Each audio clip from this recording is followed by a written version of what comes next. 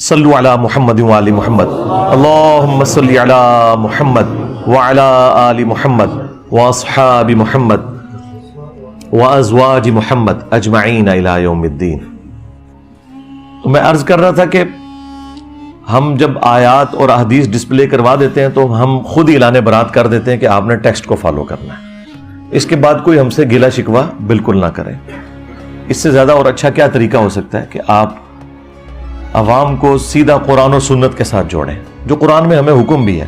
سورۃ النساء کی آیت نمبر 59 ہے، اعوذ باللہ من الشیطان الرجیم، بسم اللہ الرحمن الرحیم، یا ایہا الذین آمنوا اطیعوا اللہ واطیعوا الرسول، اے ایمان والو اطاعت کرو اللہ کی اور اطاعت کرو اس کے رسول کی، عز وجل وصلی اللہ علیہ وآلہ وسلم، وَأُولِي الْأَمْرِ مِنْكُمْ، اور اپنے حکمران کی بھی، اپنے بڑے کی بھی، لیکن اس کے ساتھ اطاعت کا لفظ نہیں آیا تاکہ اسے کوئی ایبسولوٹ نہ مان لے، ریلیٹیو ہی مانا جائے، لیکن ساتھ ہی پھر آیا فَإِن تَنَازَعْتُمْ فِي شَيْءٍ فَرُدُّوهُ إِلَى اللَّهِ وَالرَّسُولِ، اگر تمہارا حکمران سے بھی جھگڑا ہو جائے، اپنے بڑے کے ساتھ بھی ہو جائے جھگڑا، تو معاملے کو تم نے پلٹانا ہے اللہ اور اس کے رسول کی طرف، یعنی رسول اللہ کی وفات کے بعد قرآن و سنت کی طرف۔ ظاہر ہے جب تک رسول اللہ دنیا میں موجود تھے تو ظاہر ہے اللہ اور اس کے رسول کی طرف مراد یہ ہے کہ رسول اللہ سے ہی پوچھا جائے جا کے۔ نبی اسلام کی وفات کے بعد آج کی ڈیٹ میں یا صحابہ کرام کے دور میں قرآن و سنت کی طرف آپ نے معاملے کو پلٹانا ہے۔ ان کنتم تؤمنون باللہ والیوم الآخر، اگر تم اللہ پر اور آخرت کے دن کی جواب دہی پر ایمان رکھتے ہو تو تمہارا ایٹیچیوڈ یہی ہوگا کہ تم ہر معاملے میں اللہ اور اس کے رسول کو دیکھو گے، یعنی بزرگ بابوں کو نہیں دیکھنا، بلکہ کہا گیا بزرگ بابوں سے اختلاف کرنا ہے۔ ہاں تنازع ہو جائے نا جب اور بزرگ بابوں سے، تو قرآن و سنت کی طرف بات کو پلٹانا ہے۔ ذالک خیر و احسن تأویلا، اسی میں تمہارے لیے خیریت ہے اور اسی کا انجام آخرت میں بہتر ہونے والا ہے۔ کس چیز کا؟ کہ جو لوگ اپنے معاملات کو قرآن و سنت سے حل کرتے ہیں اور اندھے بن کے کسی کے پیچھے نہیں چلتے۔ یہ تقلید کے خلاف بہت بڑی دلیل ہے یہ آیت مبارکہ، اس کے اوپر میں نے تفصیل کے ساتھ مختلف ویڈیوز ریکارڈ کروائی ہیں، مسئلہ 197 میرا دیکھ لیں، پھر تقلید کے نام کے اوپر ڈرامہ بازی، یہ میری ایک ویڈیو تھی، اس میں نے اس آیت کے حوالے سے کافی کچھ ڈسکس کیا تھا۔ میں ایگزامپل کے طور پر 2-4 باتیں کر دوں، پھر میں وہ آخر میں وہ 10 رجوع بتاؤں گا، باقی ان کی تفصیلات بتانے کی ضرورت نہیں ہے، میں صرف اس پہ ورڈکٹ ہی دوں گا کیونکہ اس پہ الگ سے میری ویڈیوز ریکارڈڈ ہیں۔ میں اصل میں یہ ڈاکٹرین آپ کو کلیئر کرنا چاہتا ہوں کہ کوئی شخص بھی اتھارٹی نہیں ہے اللہ اور اس کے رسول عز وجل و صلی اللہ علیہ وآلہ وسلم کے بعد۔ ایون خلفائے راشدین بھی ہیں نا، جن کی پیروی کا ہمیں حکم ہے، علیکم بسنتی و سنت الخلفاء الراشدین المہدیین، ان کی بھی اطاعت ایبسولوٹ نہیں ہے، ان سے بھی مسئلے مس ہینڈل ہوئے ہیں اور صحابہ کرام نے ان سے رجوع کروایا ہے۔ تو سرکار اگر خلفائے راشدین کا یہ حال ہے تو باقی اصحاب تو شاہی کوئی نہیں، یعنی جن کے پیچھے اللہ کے رسول کھڑے ہوئے ہیں اور فرما رہے ہیں کہ میرے بعد تم بہت اختلاف دیکھو گے، دین میں نئی نئی بدعتوں سے بچنا اور میری سنت اور میرے ہدایت یافتہ خلفائے راشدین کی سنت کو داڑوں سے مضبوطی سے پکڑ لینا۔ جن کے پیچھے رسول اللہ کھڑے ہوئے ہیں ان کے بارے میں بھی قرآن و سنت میں کئی چیزیں ہمیں ملتی ہیں اس حوالے سے کہ انہوں نے قرآن و سنت کی روشنی میں اپنے معاملات سے رجوع کیا۔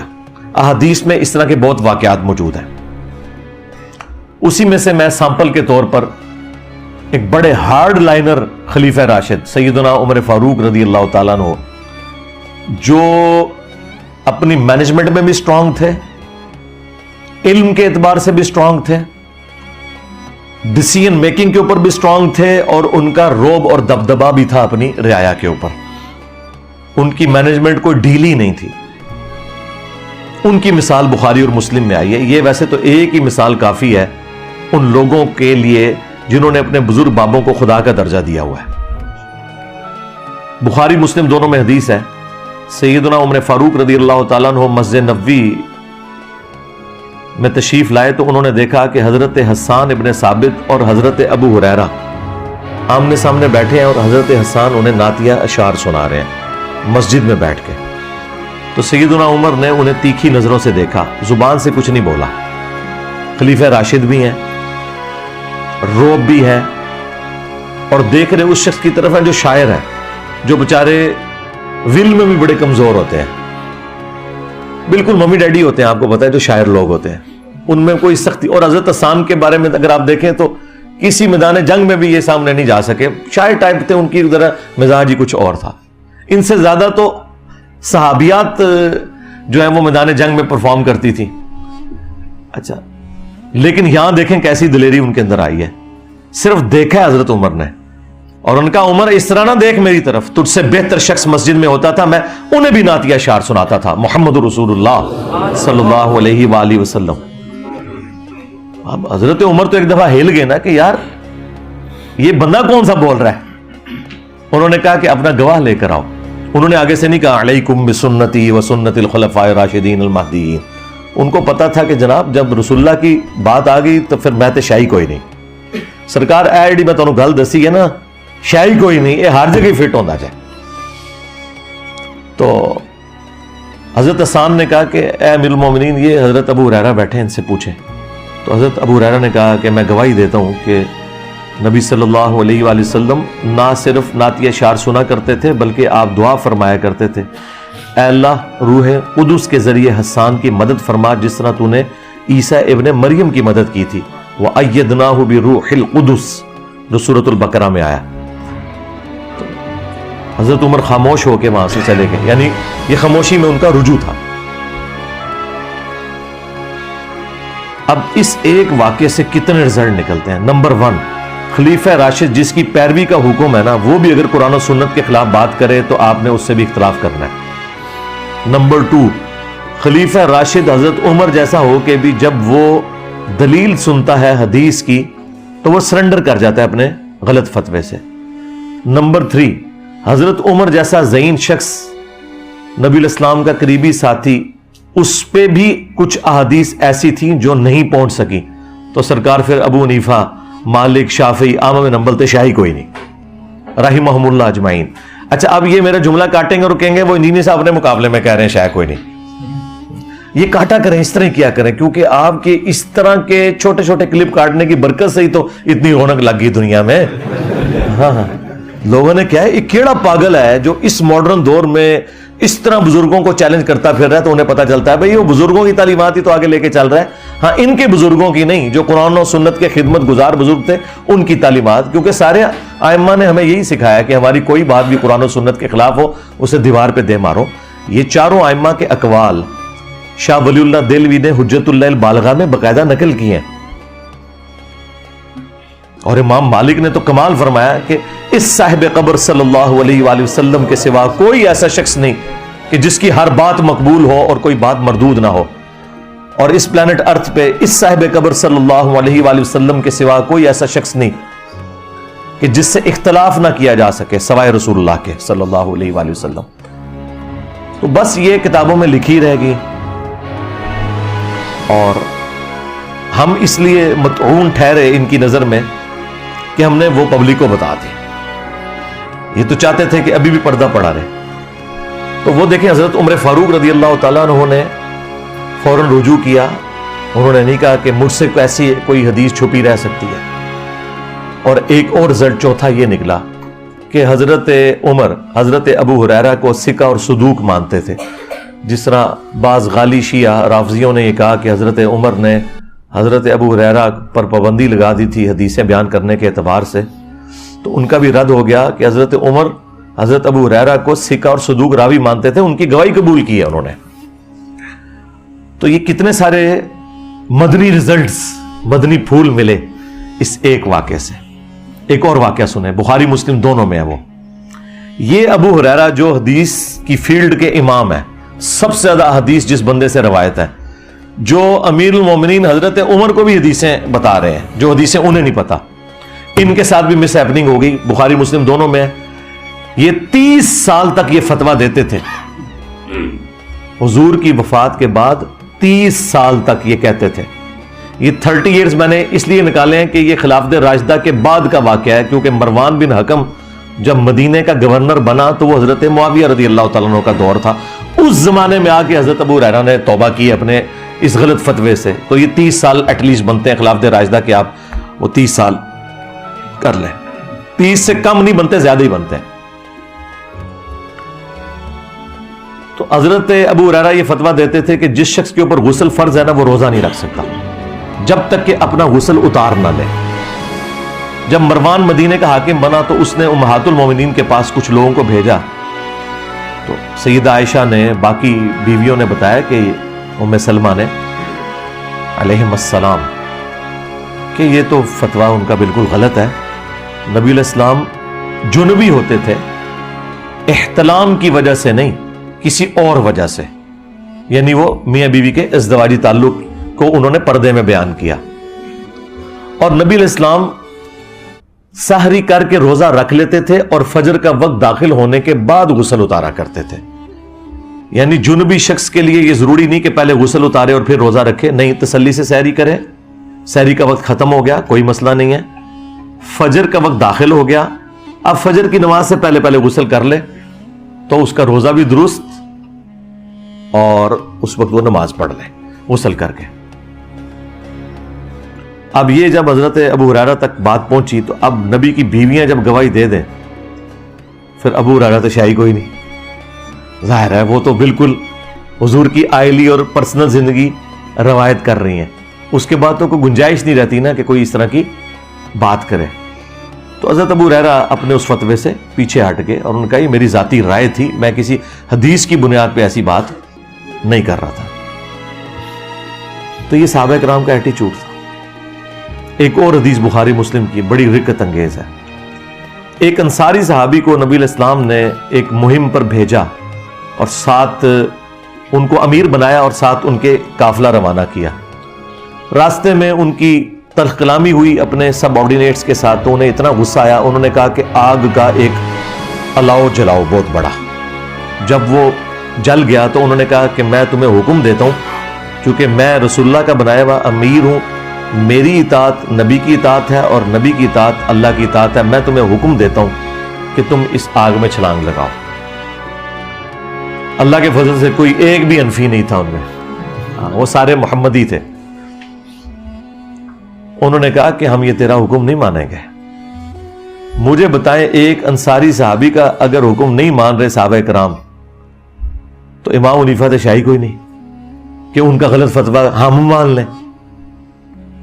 صحابی سے تو بڑا کوئی نہیں ہو سکتا نا، اور وہ صحابی وہ جسے نبی نے امیر بنایا ہو صلی اللہ علیہ وآلہ وسلم. اور پھر صحابہ نے ایک بڑا زبردست جملہ بولا وہاں پہ کہ ہم نے آگ سے بچنے ہی کے لیے تو رسول اللہ کا دامن کرم تھاما تھا، تو ہمیں اسی آگ میں پھینک رہا ہے. تیرا یہ فتویٰ نہیں مانیں گے، ہاں جی، تیرا قیاس نہیں مانیں گے، تیرا اجتہاد نہیں مانیں گے، تیری تقلید نہیں کریں گے. واپسی پہ یہ مقدمہ جب نبی علیہ السلام کی بارگاہ میں پیش ہوا تو آپ نے اس پہ پھر مور لگائی بڑے سخت الفاظ میں. آپ نے فرمایا کہ اگر تم اس آگ میں کود جاتے تو سیدھے جہنم کی آگ میں جا کے نکلتے. استغفر اللہ، یعنی ادھر بھی آگ میں جلتے اور آگے بھی آگ میں. کس کی تقلید کر کے، کس کا قیاس اور اجتہاد مان کے؟ ایک صحابی کا. تو سرکار تو اڑے امام تو پھر شاہی کوئی نہیں. پھر آپ علیہ السلام نے فرمایا کہ مخلوق کی اطاعت صرف معروف میں ہے، منکر میں نہیں. اللہ کی نافرمانی میں کسی مخلوق کی اطاعت جائز نہیں ہے. یعنی آپ نے دیکھنا ہے کہ اللہ نے کیا فرمایا، اس کے رسول نے کیا فرمایا عز و جل صلی اللہ علیہ وآلہ وسلم. یہ تو میں صرف آپ کو وہ واقعات بتا رہا ہوں جو بخاری مسلم میں رپورٹ ہوئے ہیں، صحابہ ورسز صحابہ. اب کسی کو وہاں آ سکتا ہے کہ نیچے سے کوئی مثال دیں تو سرکار وہ سن لو، پھر بڑی تگڑی مثال جائے. صحیح مسلم 4776.